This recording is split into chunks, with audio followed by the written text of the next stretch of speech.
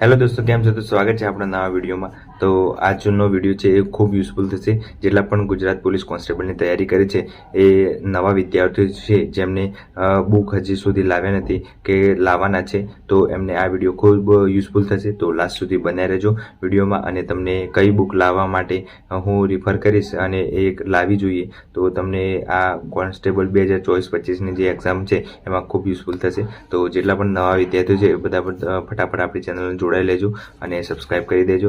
અને આપણે ટેલિગ્રામ છે એ લિંક મૂકી છે બાયોમાં, તો ત્યાંથી જોઈન કરી લેજો. તો ટેલિગ્રામમાં પણ નવી નવી અપડેટ આપતો રહું છું, બરાબર. તો કોન્સ્ટેબલની કઈ બુક લાવી એ હું તમને આજે બતાવીશ. છે બધા સબ્જેક્ટની છે, બરાબર. વારંવાર ક્વેશ્ચનો પૂછતા હોય છે તમે બધા કે કઈ બુક સારી, અને યુટ્યુબ પર ફ્રીમાં પણ તમે ક્યાંથી ભણી શકો છો એના માટે, બરાબર. તો આજે હું તમને બતાવીશ એ બધું. તો લાસ્ટ સુધી વિડીયો બનાવી રહેજો, તમને ખૂબ યુઝફુલ થશે, બરાબર. તો આપણે વિડીયો શરૂ કરીએ.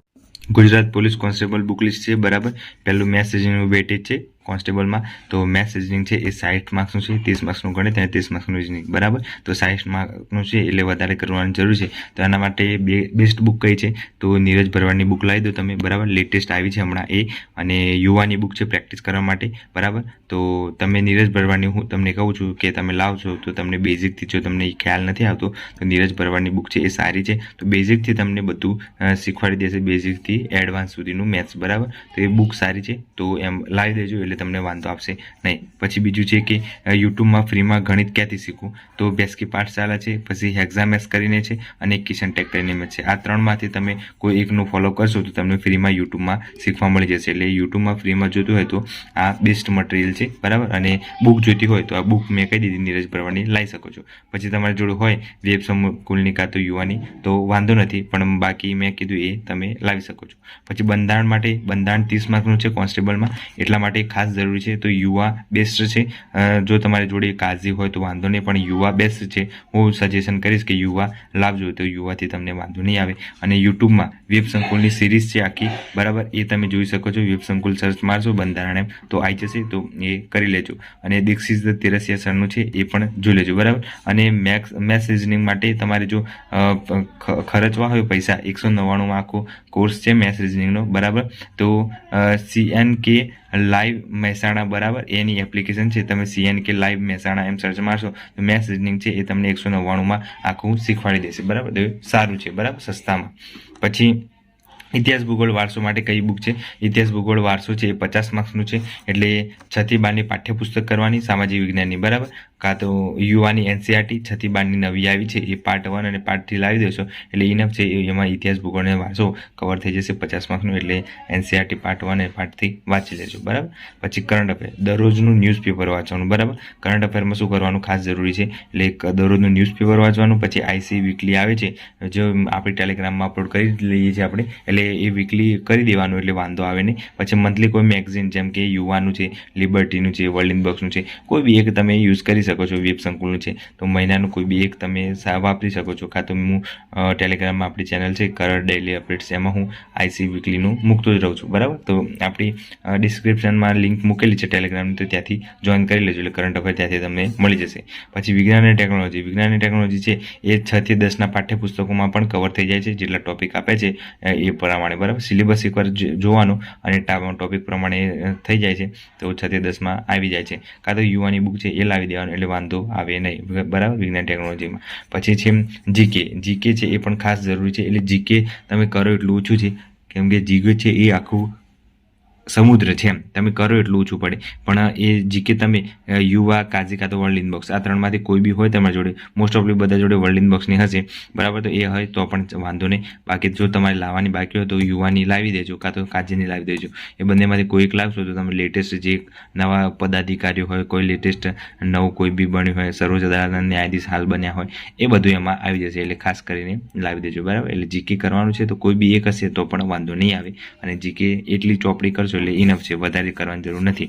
પછી ગુજરાતી ફકરા માટે, ગુજરાતી ફકરા વારંવાર પૂછતા હોય છે ક્યાંથી કરવાની? તો યુવાની બુક છે તો એકવાર એ કરી લેવાની. 20 માર્ક્સનું છે ગુજરાતી ફકરો, તો એ પ્રેક્ટિસ કરવા માટે ઇનફ છે. એકવાર તમને સમજણ પડી જાય કે કેવી રીતના જવાબ બોલાવવાના હોય અને કેવી રીતના જવાબ શોધવાના હોય, તો એ માટે યુવાની બુક છે ફકરા ઉપરથી જવાબ આપવાના, એટલે વાંધો નહીં આવે, બરાબર. તો મેન તો તમારે યુટ્યુબમાં ફ્રીમાં જોવું હોય તો આ જોઈ શકો છો કે કિશન ટેગ કરીને છે, પછી એક્ઝામ એચ છે અને બેસ્કી પાઠશાલા, બરાબર, ફ્રીમાં છે એ. અને વેબ સંકુલના પણ વિડીયો હોય છે ફ્રીમાં, એટલે વેબ સંકુલમાં તમે બધું કરી શકો. ઇતિહાસ ભૂગોળ વારસો કરવો હોય તો પણ તમે વેબ સંકુલની એપ્લિકેશન યુટ્યુબ ચેનલમાં જશો તો તમને ફ્રીમાં બધું કન્ટેન્ટ મળી જશે, બરાબર. ઇતિહાસ ભૂગોળ વારસો બધું છે, એટલે એ વાંધો આવશે નહીં. એટલે ખાસ કરીને તમારે રિઝનિંગ કરવું હોય તો CN કે લાઈવ મહેસાણા છે એ મેથ્સ રિઝનિંગ 199 એમની એપ્લિકેશનમાં મળે છે, તો એ ખાસ જોઈ લેજો અને તમને યુઝફુલ થશે, બરાબર. આઈ હોપ તો તમને બધી બુકોનું ખબર પડી ગઈ હશે, કેમ કે બધી બુકો છે એ મેં જાતે યુઝ કરું છું યુવાની, બરાબર. હું બધી યુવાની બુક યુઝ કરું છું કેમ કે એ ટ્રસ્ટેબલ છે અને ભૂલ વગરની હોય છે, એટલા માટે યુવા જ પ્રેફર કરું છું. એટલે તમે પણ જો લાવવાની બાકી હોય તો યુવા લાવી દો, યુવા બેસ્ટ છે, બરાબર. અને જો તૈયારી થઈ ગઈ હોય તમારી તો પછી મોક ટેસ્ટ આપવાનું રાખો અને મહેનત કરતા રહો.